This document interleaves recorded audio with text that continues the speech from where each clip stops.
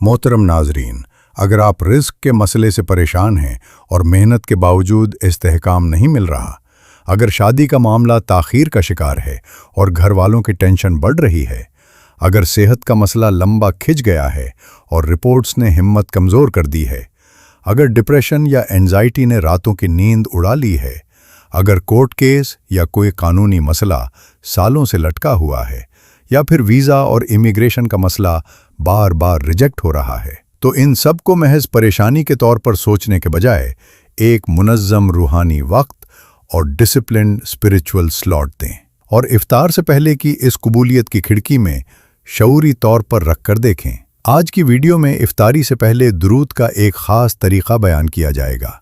ये तरीक़ाकार कोई मुबालगा आमेज़ दावा नहीं है, बल्कि ये कहना है कि जब बंदा अपनी सबसे बड़ी टेंशन को सबसे ताकतवर वक्त में पेश करता है तो उसके अंदर हिम्मत भी पैदा होती है और अल्लाह पर तवक्कुल भी। कई दफ़ा मसला फ़ौरन हल नहीं होता, लेकिन ज़िंदगी की सिमत, कामों में आसानी और ऐसे गैर मुतवक्के दरवाजे खुलने लगते हैं जो पहले नज़र नहीं आते थे। सोचिए, अगर आपको कोई ये बताए कि रोज़े का सबसे कीमती, सबसे हसास और सबसे ताकतवर वक्त वो होता है जब घड़ी की सुई मगरिब के बिल्कुल करीब होती है, जब सिर्फ 10 या 15 मिनट बाकी रह जाते हैं, जब जिस्म अपनी आखिरी हद तक थक चुका होता है, लेकिन रूह एक अजीब सी नरमी और इनकिसारी महसूस कर रही होती है, तो क्या आप इस लम्हे को वाकई गनीमत समझकर इस्तेमाल करेंगे या सिर्फ दस्तरखान की तरफ देखते रहेंगे? इफ्तार से बिल्कुल पहले का वक्त असल में रोज़े का पीक मोमेंट होता है, क्योंकि पूरे दिन का सब्र, भूख, प्यास और अपने नफ्स पर कंट्रोल इस एक लम्हे पर आकर मुकम्मल होता है। इंसान अपनी कमज़ोरी को महसूस करता है, अपनी ज़रूरत को महसूस करता है, और यही वो नफ्सियाती और रूहानी हालत होती है जहां बंदा सबसे ज़्यादा मुखलिस होता है, जहां उसकी दुआ महज रस्मी अल्फाज नहीं बल्कि दिल की गहराई से निकलती है, और जहां अल्लाह की कुर्बत का एहसास भी शदीद होता है। अब सोचिए, अगर इसी लम्हे में, इसी तकमीली नुक्ते पर आप सिर्फ एक चीज़ शामिल कर दें, दुरूद शरीफ, तो क्या होता होगा? क्या ये सिर्फ सवाब का इजाफा होता है, या फिर दुआ की कबूलियत का ढांचा ही मजबूत हो जाता है? क्या ये मुमकिन है कि रोज़ा अपनी बुलंदी पर हो, दिल अपनी सबसे नरम हालत में हो, और फिर दुरूद एक ऐसी रहमत को मुतवज्जे करे जो आपकी ज़ाती दुआ को और ज़्यादा वज़न दे दे? इस वीडियो में हम मंतकी तौर पर समझेंगे कि कुरानी तनाजुर में रोज़े और दुआ का क्या ताल्लुक है, अहादीस इफ्तार के वक्त की कबूलियत के बारे में क्या कहती हैं, और फिर दुरूद शरीफ को इस वक्त शामिल करने का रूहानी तरीक़ेकार क्या है। साथ ही हम इसको जदीद नफ्सियात और साइंस के हवाले से भी जोड़ेंगे, ताकि आपको सिर्फ जज्बाती नहीं बल्कि अक्लमंदाना यकीन हासिल हो। और वीडियो के इख्तिताम तक आपके पास एक सादा 3 मिनट का अमली तरीक़ा होगा जो आप कल से ही इफ्तार से पहले अपना सकते हैं। अब जब हमने समझ लिया कि इफ्तार से पहले का वक्त जज्बाती और रूहानी तौर पर एक पीक स्टेट और इंतहाई मकाम होता है, तो अब सबसे ज़रूरी सवाल ये है कि क्या इस बात की बुनियाद कुरान में भी मिलती है या ये सिर्फ जज्बाती तासुर है? यहाँ पर हम सीधा रुजू करते हैं कुरान की तरफ, ख़ास तौर पर सूरह अल-बक़रा की आयत 186 की तरफ, जहाँ अल्लाह ताला फरमाता है, वइदा सालका इबादी अन्नी फ़इन्नी क़रीब उजीब दावतद्दाई इदा दान। तर्जुमा, और जब मेरे बंदे आपसे मेरे बारे में पूछें तो कह दीजिए कि मैं करीब हूँ, मैं पुकारने वाले की पुकार का जवाब देता हूँ जब वो मुझे पुकारता है। अब इस आयत को सिर्फ तर्जुमे के तौर पर न देखें, बल्कि इसके सियाक़ व सबाक़ और कॉन्टेक्स्ट को समझें, क्योंकि ये आयत रमज़ान और रोज़ा के अहकाम के दरमियान आती है। यानी एक तरफ रोज़े के उसूल बताए जा रहे हैं और बीच में अचानक दुआ की बात आ जाती है, जो ये सिग्नल देती है कि रोज़े और दुआ का बराह रास्त रूहानी ताल्लुक़ है। ये कोई अलग अलग इबादतें नहीं, बल्कि एक इंटीग्रेटेड सिस्टम यानी मरबूत निज़ाम है, जहाँ रोज़ा इंसान को उस मकाम पर ले जाता है जहाँ उसकी दुआ ज़्यादा असर रख सकती है। मंतकी तौर पर देखा जाए तो रोज़ा सिर्फ भूख और प्यास का नाम नहीं, बल्कि ये एक कंट्रोल्ड डिप्रिवेशन है जो इंसान के अंदर से गुरूर को कम करती है, मोहताजी के एहसास को बढ़ाती है और अना اور ایگو کو نرم کرتی ہے۔ اور جب انا نرم ہوتی ہے تو بندہ قدرتی طور پر اللہ کی طرف زیادہ متوجہ ہوتا ہے۔ اسی لیے اللہ نے روزے کی آیات کے درمیان اپنی قربت کا ذکر کیا، گویا یہ سمجھایا جا رہا ہو کہ جب تم روزہ رکھ کر اپنی خواہشات کو کنٹرول کرتے ہو تو تم میرے قریب آ جاتے ہو، اور جب قربت بڑھتی ہے تو دعا کا رسپانس بھی زیادہ ڈائریکٹ ہو جاتا ہے۔ آج کے دور میں بھی اگر ہم نفسیات اور سائیکالوجی کی زبان میں بات کریں تو جب انسان اپنی بنیادی ضروریات کو عارضی طور پر معطل کرتا ہے، جیسے کھانا اور پانی، تو اس کا فوکس شفٹ ہوتا ہے۔ وہ بقا اور شکر گزاری دونوں کو گہرائی سے محسوس کرتا ہے، اور یہ حالت سطحی نہیں بلکہ شعوری طور پر بہت گہری ہوتی ہے۔ اسی لیے روزہ ایک اسپرچول ایلیویشن سٹیٹ، روحانی بلندی کی حالت پیدا کرتا ہے، جہاں بندہ روٹین موڈ سے نکل کر فکری موڈ، ریفلیکٹیو موڈ میں چلا جاتا ہے۔ اور اسی بلند حالت میں کی گئی دعا عام معمول کی دعا سے معیار کے لحاظ سے بالکل مختلف ہوتی ہے۔ تو یہاں سے ایک واضح بنیاد ملتی ہے کہ افطار سے پہلے کا وقت اتفاقاً طاقتور نہیں، بلکہ قرآنی ڈھانچے کے مطابق روزہ اور دعا کا تعلق بلٹ ان ہے، اور جب روزہ اپنی تکمیل کے قریب ہوتا ہے تو بندہ اس مقام پر ہوتا ہے جہاں اللہ نے خود اپنی قربت کا اعلان کیا ہے۔ اب جب قرآنی بنیاد واضح ہو گئی کہ روزہ اور دعا کا براہ راست تعلق ہے، تو اب یہ دیکھنا ہے کہ کیا احادیث بھی افطار کے وقت کو قبولیت کا خاص لمحہ قرار دیتی ہیں۔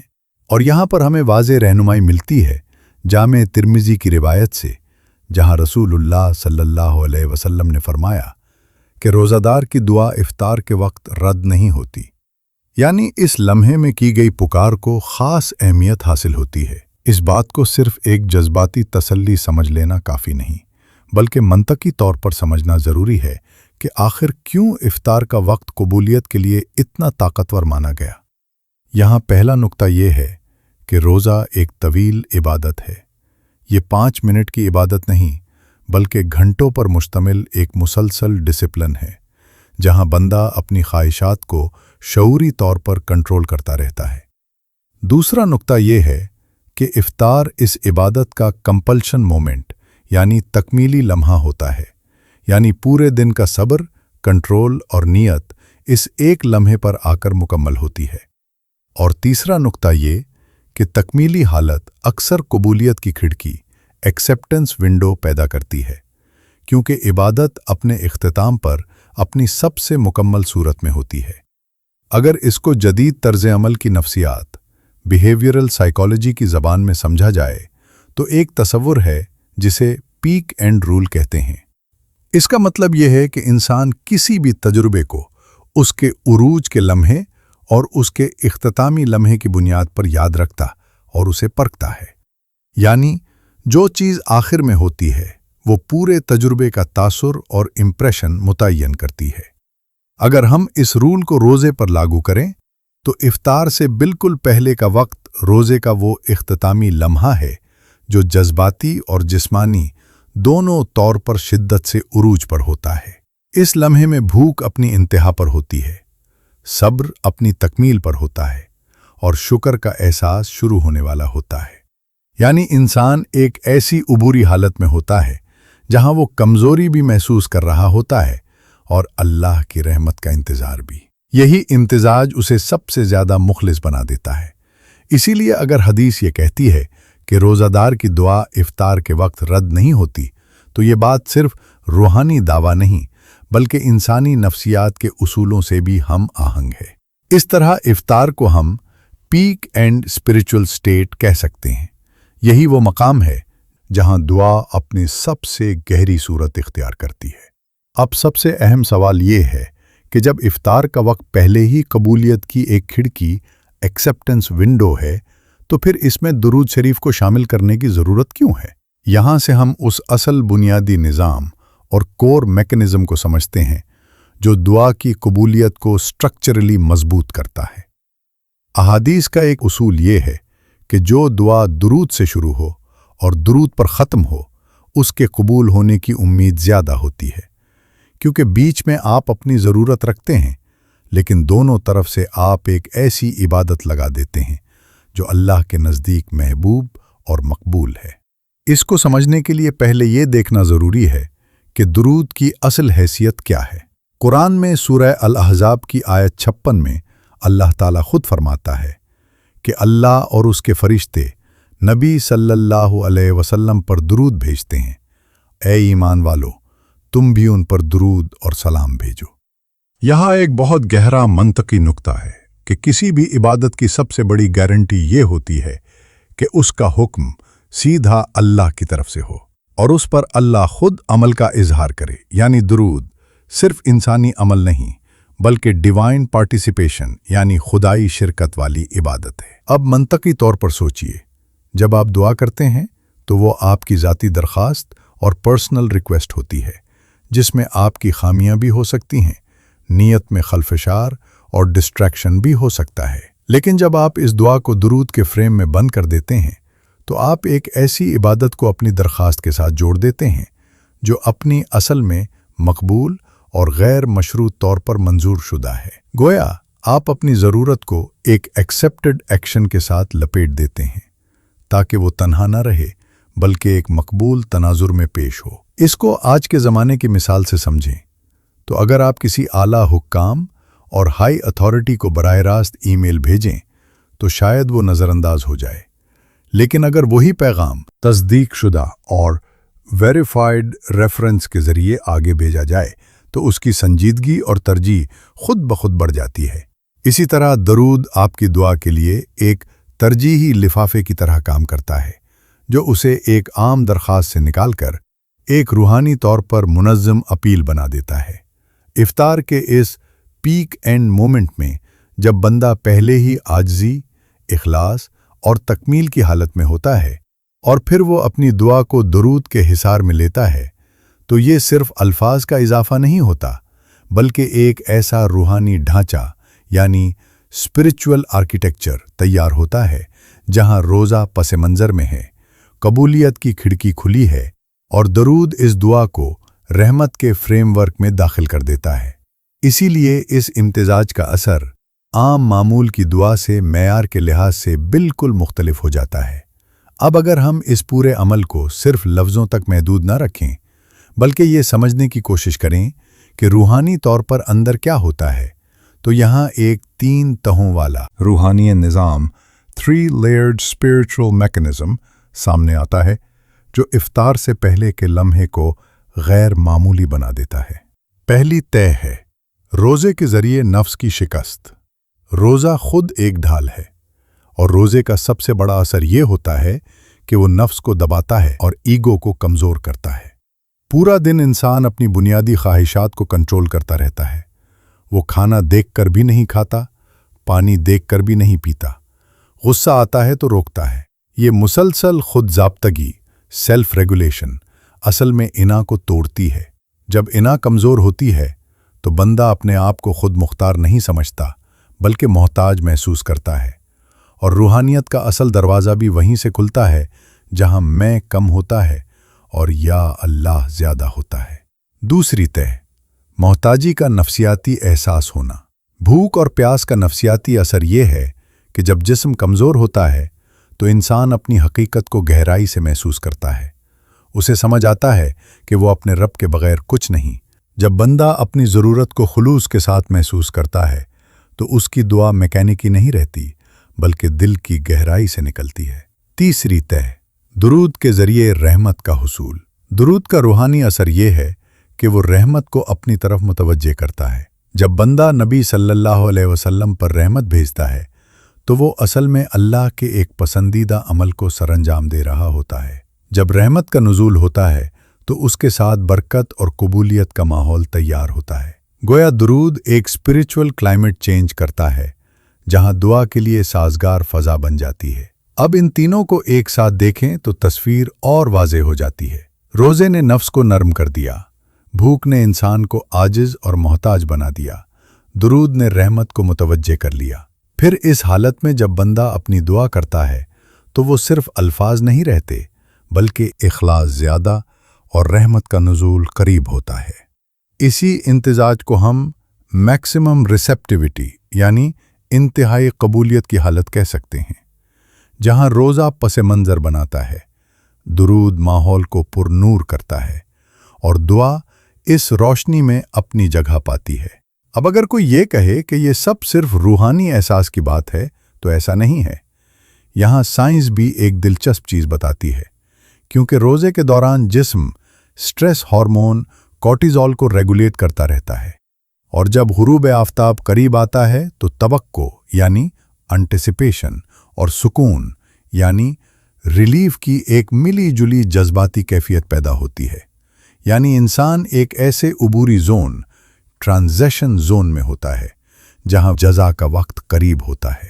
اس اسٹیج پر شکر گزاری اور گریٹیٹیوڈ کا احساس قدرتی طور پر عروج پر ہوتا ہے، کیونکہ بندہ ایک گلاس پانی کی قیمت کو بھی گہرائی سے محسوس کرتا ہے۔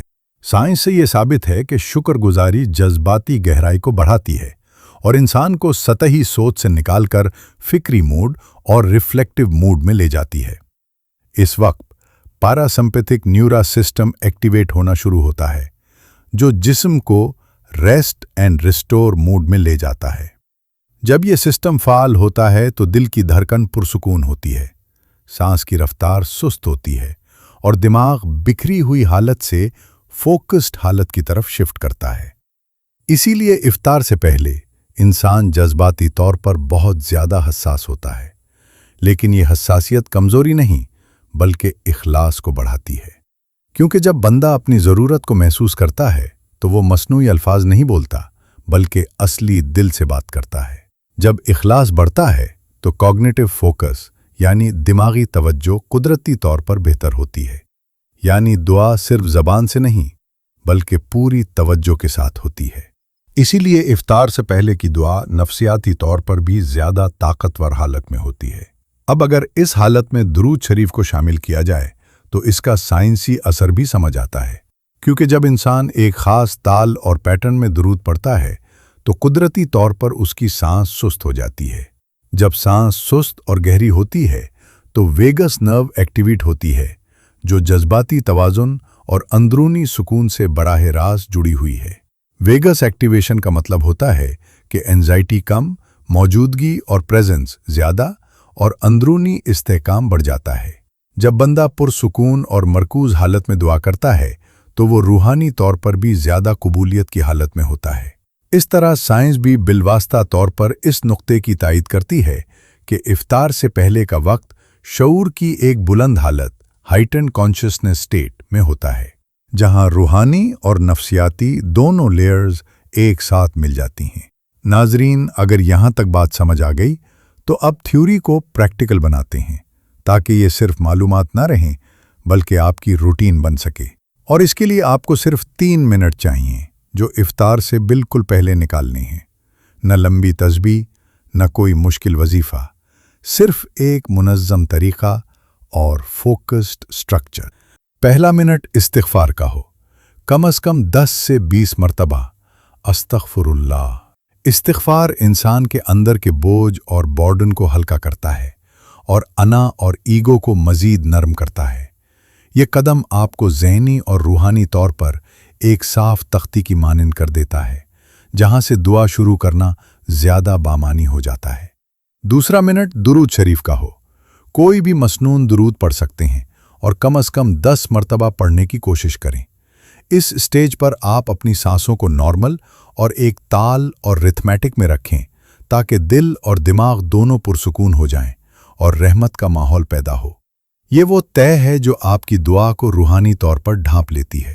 تیسرا منٹ اپنی مخصوص دعا کے لیے رکھیں۔ یہاں گول مول بات نہ کریں بلکہ واضح الفاظ کے ساتھ اپنی ضرورت اللہ کے سامنے رکھیں، چاہے وہ رزق ہو، صحت ہو، شادی کا مسئلہ ہو، ذہنی تناؤ ہو یا کوئی ذاتی جدوجہد۔ لیکن الفاظ رسمی اور فارمل نہ ہوں بلکہ ایسے ہوں جیسے ایک بندہ اپنے سب سے قریبی سے بات کرتا ہے، کیونکہ اس وقت اخلاص سب سے زیادہ اہم ہوتا ہے۔ اور آخر میں دوبارہ 3 سے 5 مرتبہ درود پڑھ کر دعا کو ختم کر دیں تاکہ آپ کی درخواست رحمت کے فریم میں شروع بھی ہو اور ختم بھی۔ یہ پورا عمل صرف 3 منٹ لیتا ہے، لیکن اگر مستقل مزاجی کے ساتھ کیا جائے تو یہ افطار کے وقت کو ایک عام روٹین سے نکال کر ایک منظم روحانی لمحہ بنا دیتا ہے، जो ना तो बोझ है और न मुश्किल, बल्कि हकीकत पसंदाना और पायदार है।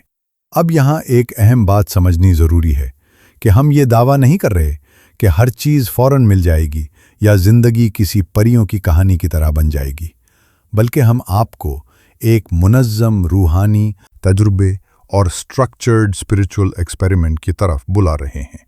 इस रमज़ान अपनी सबसे मुश्किल दुआ को इफ्तार से पहले के इन 3 मिनटों में टेस्ट करें और देखें कि जब रोज़ा उरूज पर हो, दिल नरम हो, दुरूद रहमत को मुतवज्जे कर रहा हो और दुआ फोकस्ड हो, तो असर का लेवल कैसे बदलता है। ऐसा चैलेंज देता हूँ कि बाकी के रमज़ान के दिनों में हर रोज़ इफ्तार से बिल्कुल पहले सिर्फ 3 मिनट का ये दुरूद दुआ रूटीन फॉलो करें, बिना किसी नागे के, बिना किसी ओवर थिंकिंग के, सिर्फ तसलसल के साथ, और फिर खुद मुशाहिदा करें कि आपके अंदर, आपके माइंड सेट में और आपके हालात में क्या खामोश तब्दीलियां आती हैं।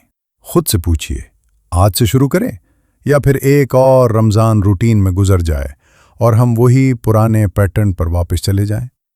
अगर आप वाकई अपनी ज़िंदगी के किसी अहम मसले में अल्लाह की मदद चाहते हैं तो इस चैलेंज को संजीदगी से लें और नीचे कमेंट करें, या अल्लाह मेरी दुआ कबूल फरमा। अगर आपको लगता है कि ये वीडियो किसी और के लिए भी उम्मीद का ज़रिया बन सकती है तो इसे शेयर करें, लाइक करें और इस्लामिक नरेटर को सब्सक्राइब ज़रूर करें, ताकि आपको ऐसे ही मुनज़्ज़म और बामानी रूहानी मवाद मिलता रहे जो सिर्फ जज्बाती नहीं बल्कि प्रैक्टिकल और ज़िंदगी से जुड़ा हुआ हो। मिलते हैं अगली वीडियो में। अल्लाह हाफिज़।